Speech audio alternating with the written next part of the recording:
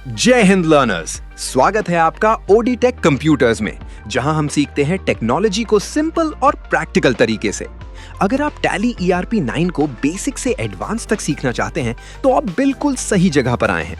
यहाँ आपको मिलेगा real business examples, practical accounting entries, GST, inventory, payroll और कंप्लीट टैली ट्रेनिंग, वो भी इजी हिंदी लैंग्वेज में। तो चलिए शुरू करते हैं आज का पावरफुल टैली सेशन।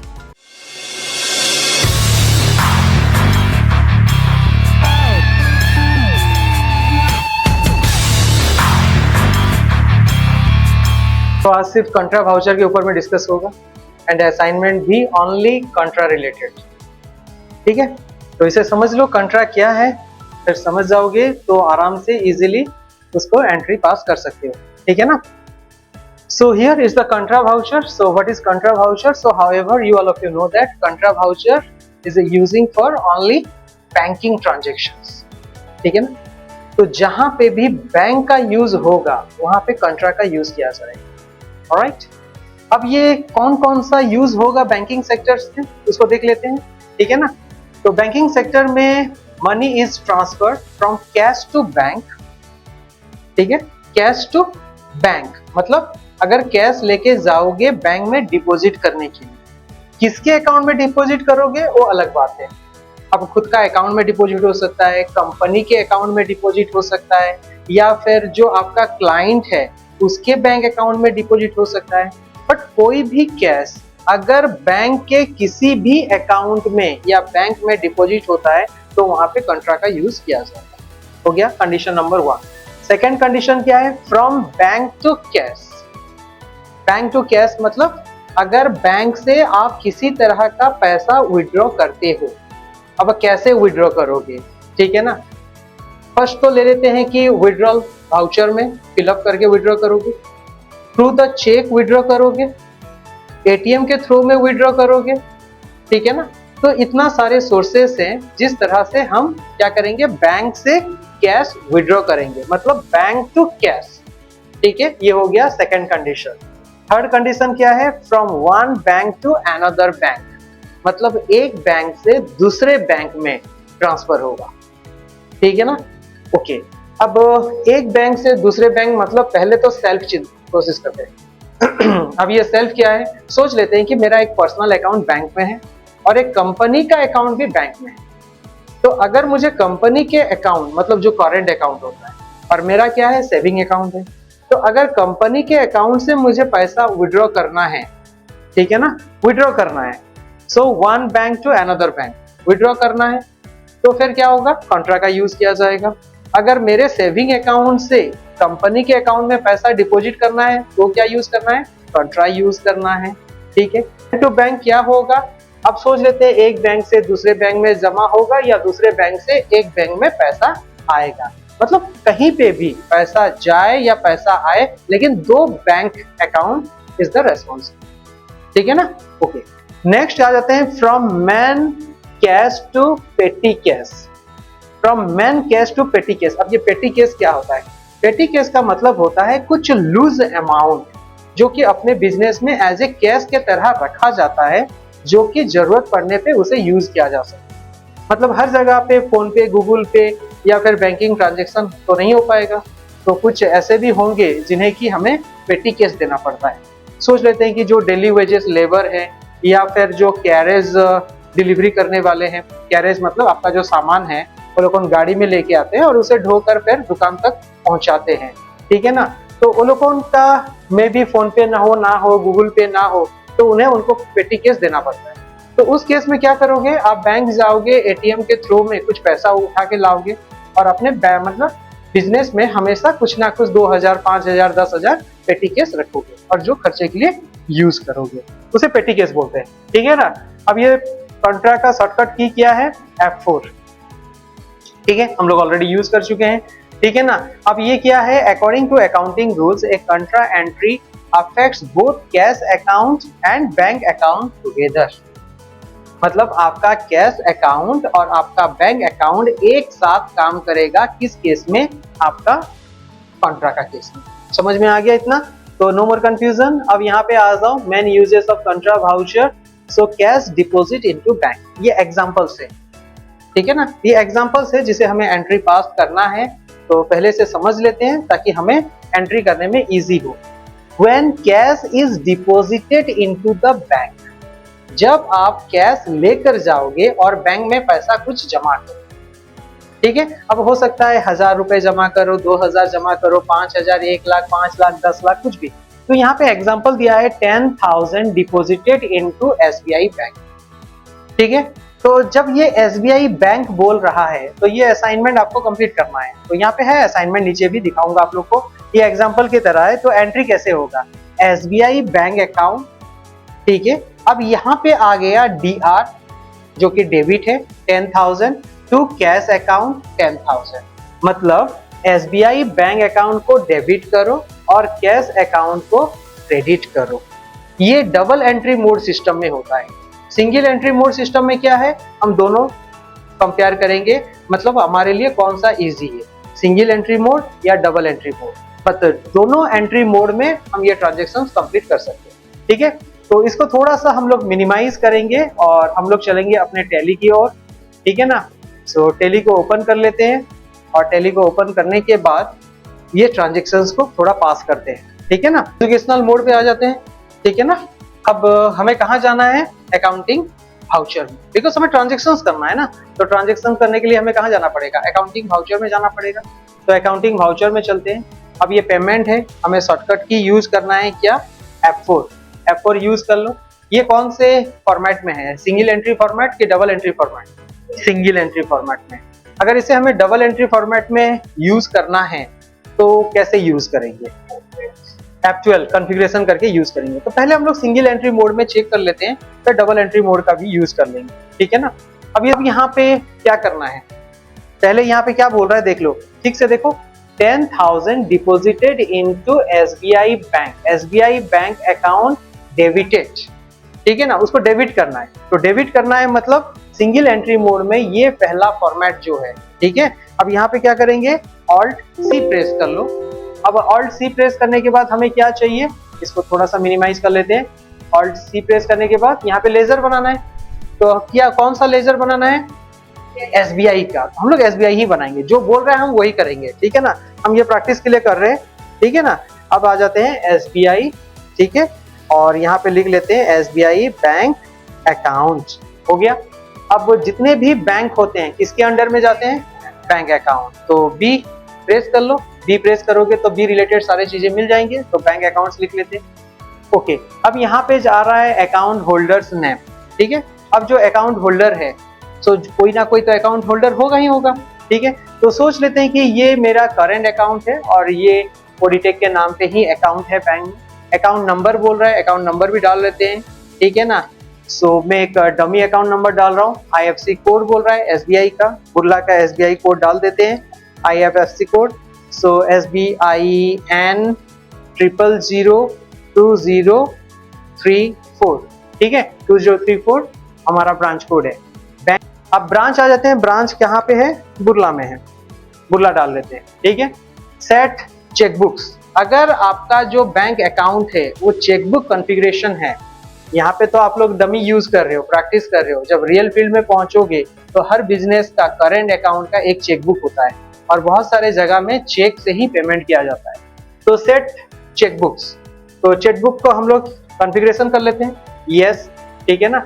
अब जब ये पूछेगा फ्रॉम नंबर, तो नंबर डालना पड़ेगा हमें, तो नंबर डाल लेते हैं, कौन सा नंबर है, सो फ्रॉम नंबर, सो डाल लेते हैं, सो 01, ठीक है। एंटर प्रेस करते हैं और यहाँ पे डाल देते हैं 000,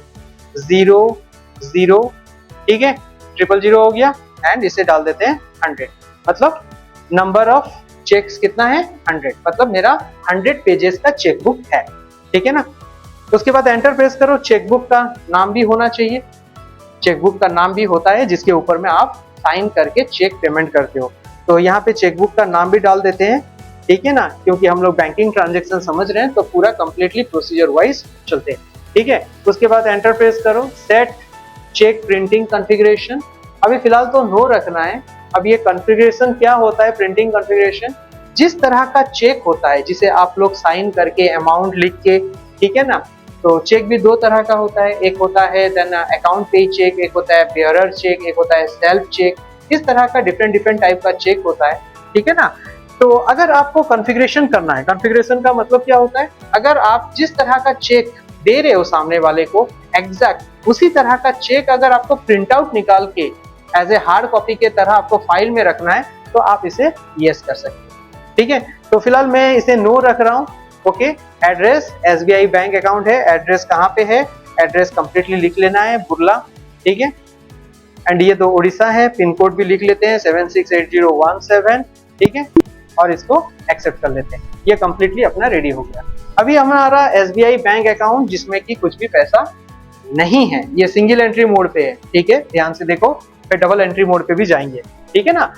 अब यहाँ पे पर्टिकुलर्स पे क्या करना है, पर्टिकुलर्स मतलब कैसे जमा कर रहे हो, कैश से जमा कर रहे हो, तो कैश से जमा कर रहे हो तो कैश पे आ जाओ, ठीक है। हमारे पास कैश कितना पड़ा हुआ है, 1,28,900। कितना जमा करना है, 10,000, ठीक है। सो 10,000 हो गया, 10,000, ओके।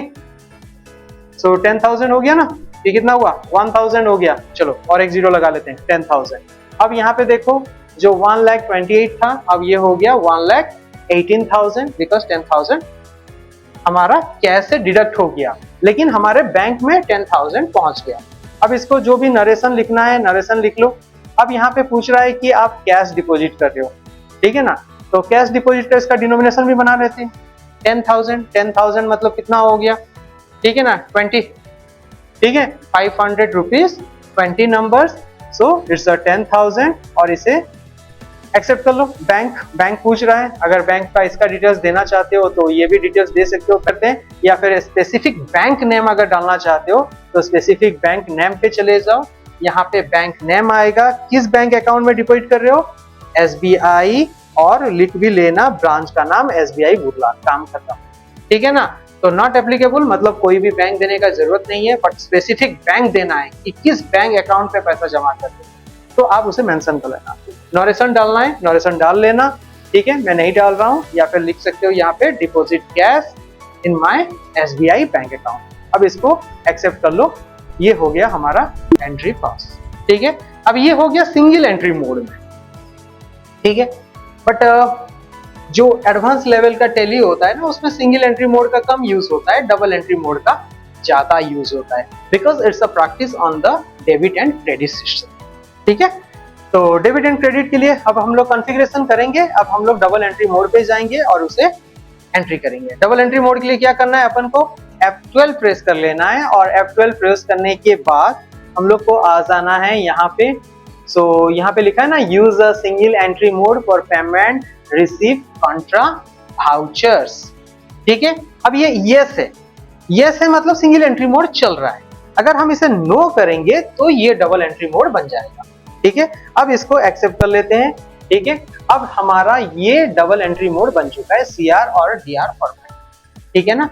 अब जब ये सीआर और डीआर बन चुका है तो यहाँ एंट्री करने से पहले हम लोग दूसरा एक ट्रांजेक्शन देखेंगे और उस पर हम लोग एंट्री पास करेंगे, ठीक है ना। तो अब यहाँ पे आ जाते हैं दूसरा एंट्री पे। अब यहाँ पे क्या लिखा हुआ है देखो, कैश विड्रॉल फ्रॉम बैंक, मतलब हमें बैंक से पैसा उठाना है, ठीक है ना, उठाएंगे, चलो उठाते हैं। तो when cash is withdrawn from bank for office use, मतलब आपने बैंक से पैसा उठाया, क्यों उठाया, अपने ऑफिस यूज के लिए उठाया हुआ है, या किसी भी अदर रीजन हो सकता है। कैसे उठाया, 5,000 withdrawn from ICICI bank ATM, मतलब आपने ICICI बैंक के ATM से पैसा उठाया है। आपका अकाउंट है SBI में, लेकिन आपने उठाया है ICICI बैंक ATM से। तो एंट्री कैसे करेंगे, तो एंट्री क्या बोल रहा है यहाँ पे, जब आप पैसा उठाओगे, देखो इसका भी एक गोल्डन रूल नीचे है, आप लोग को मैं दिखाऊंगा गोल्डन रूल। ये गोल्डन रूल पहले लिख लो, ठीक है, चलो इसको पहले लिख लेते हैं ताकि हमें कंफ्यूजन ना हो, ठीक है ना।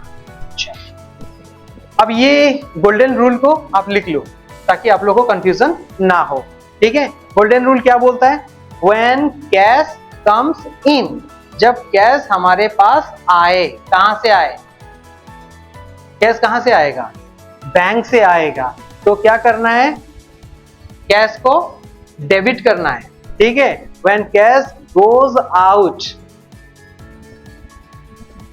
ठीक है, जब कैश हमारे पास आएगा तो कैश को डेबिट करेंगे, और जब कैश हमसे जाएगा तो हम उसको क्या करेंगे, क्रेडिट करेंगे, ठीक है ना। When cash comes in, debit the cash, and when cash goes out, ठीक है ना, और जब कैश हमसे जाए, कहां जाएगा, बैंक अकाउंट में जाएगा, तो फिर हम क्या करेंगे, उसे क्रेडिट करेंगे। दूसरा रूल क्या बोलता है, व्हेन बैंक बैलेंस इंक्रीजेस, जब आपका बैंक बैलेंस बढ़े, इंक्रीज करे, ठीक है ना, तो फिर क्या करना है, डेबिट द बैंक, ठीक है, और when bank balance decreases, credit the bank. अभी हम लोग प्रैक्टिस करेंगे इस पे, ठीक है ना। अब जब हम इसको प्रैक्टिस करेंगे फिर समझ में आ जाएगा, डोंट वरी। पैसा जमा होगा, मतलब उतना टाइम क्या होगा, बैंक बैलेंस बढ़ेगा, जब बैंक बैलेंस बढ़ेगा तो क्या करना है, डेबिट करना है, ठीक है, और जब बैंक बैलेंस कम होगा, क्रेडिट करना है। तो अभी हमारा बैंक बैलेंस बढ़ रहा है कि कम रहा है, कम रहा है, ठीक है, तो कम रहा है तो हम क्या करेंगे, यहाँ पे क्रेडिट करेंगे, ठीक है ना। क्रेडिट किसे करेंगे, बैंक को करेंगे। कौन से बैंक को करेंगे, एसबीआई बैंक को करेंगे, ठीक है। अब यह एसबीआई बैंक आ गया 5000, ठीक है, अब ये 5000 आ गया, यहाँ पे चेक लिखा हुआ है। अब ये चेक लिखा हुआ है, कैसे विड्रॉ करना है, बिकॉज हमने चेक को एक्टिवेट करके रखा हुआ है। अब यहाँ पे 5000 आ जाते हैं, इंस्टेंट नंबर जो भी है उसको एक्टिव कर लो, 5000 डिडक्शन हो गया, बचा कितना, 5000, मतलब बैंक से डिक्रीज हो गया, पैसा डिक्रीज हो गया तो क्रेडिट करो, ठीक है। अच्छा, पैसा बढ़ा कहां पे, कैश में बढ़ा, ठीक है ना। जब कैश में पैसा बढ़ेगा तो क्या करेंगे, डेबिट करेंगे, तो कैश में सिलेक्ट करेंगे और कैश में हम लोग एंट्री पास करेंगे। तो पहले हमारे पास कितना था, 118, अभी 5000 होके कितना हो गया, 123,900, ठीक है। अब यहाँ पे आ जाओ, नरेशन लिख लेना है, इसको फिर एंट्री कर लेंगे, एक्सेप्ट करेंगे, ठीक है। अब नेक्स्ट आते हैं यहाँ पे 3 नंबर यूज। अब यहाँ पे 3 नंबर यूज क्या है, bank to bank transfer, okay. So money transfer from one bank account to another, एक बैंक अकाउंट से दूसरे बैंक अकाउंट में पैसा ट्रांसफर होगा, बट यहाँ पे कंडीशन फिर क्या है, यहाँ पे क्या बोल रहा है, 20,000 transfer from SBI to HDFC. SBI किसका है, एचडीएफसी किसका है, और एचडीएफसी हमारा पर्सनल अकाउंट है, लेकिन दोनों अकाउंट अगर हमारा है, या फिर ऐसा भी हो सकता है कि एसबीआई हमारा बिजनेस का अकाउंट है, ठीक है ना। अब जब 20,000 पे तो करोगे, लेकिन हमारे अकाउंट में 20,000 है क्या, हमारे अकाउंट में 20,000 नहीं है, ओके। अब जब नहीं है तो फिर क्या करना है, अब उसको भी समझ लेते हैं।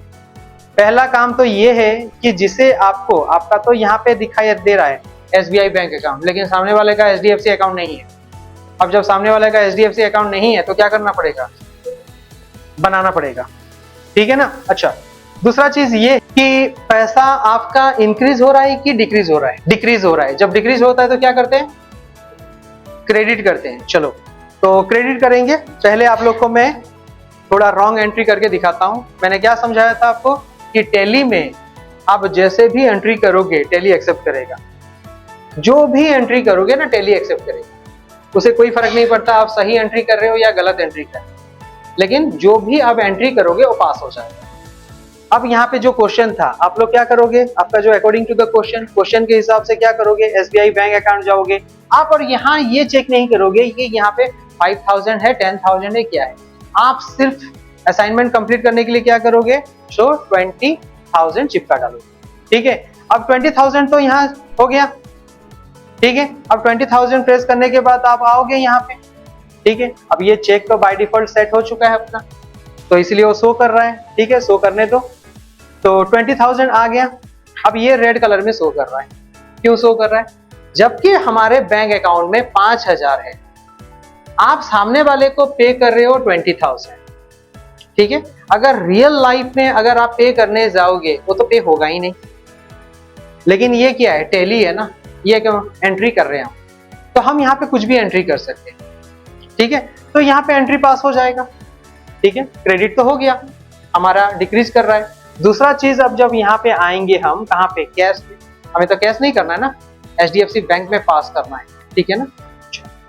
अब जब एचडीएफसी में पास करना है, एचडीएफसी तो दिखाई देना है क्या, नहीं है, तो फिर क्या करोगे, ऑल्ट सी करोगे।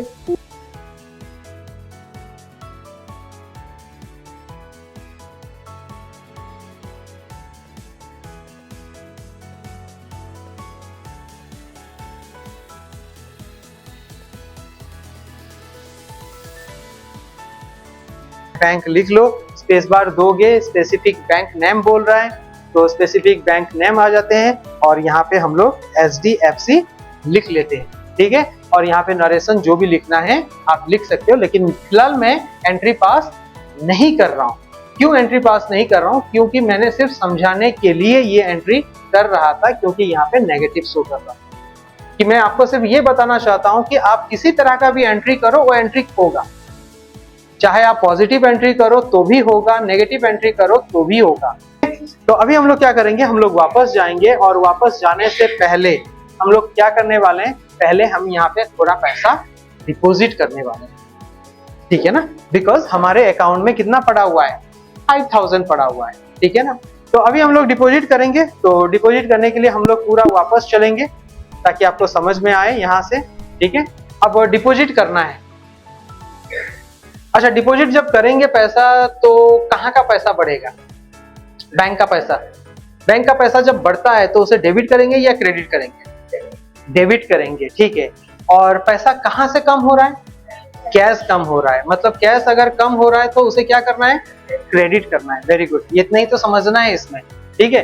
तो क्रेडिट आ जाते हैं, तो कैश पहले सिलेक्ट करना है, ठीक है। कितना है, 1,23,000, ठीक है। कितना डालेंगे, कितना डालोगे, 20 पे करना है, 5000 बचा हुआ है, 30 डाल लो, ठीक है। फिर जरूरत पड़ेगा फिर डिपॉजिट मारना, ठीक है। प्रैक्टिस हो जाएगा, हो गया 30,000, ओके। अब बचा कितना अपने पास, 93। पहले था कितना, 123, अब बचा 93। अब हमारे एसबीआई बैंक अकाउंट में कितना आ गया, 35 आ गया, ठीक है। अब इसको हम लोग ट्रेस कर सकते हैं, एंटर एंटर,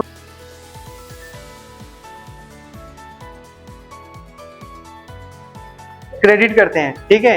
तो कहां पे क्रेडिट होगा, क्रेडिट टू एसबीआई अकाउंट, ठीक है। कितना, 20,000, ठीक है।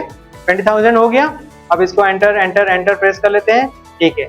और किसे पेमेंट कर रहे हो, मतलब एचडीएफसी का पैसा बढ़ेगा, मतलब सामने वाला का बढ़ेगा, ठीक है ना।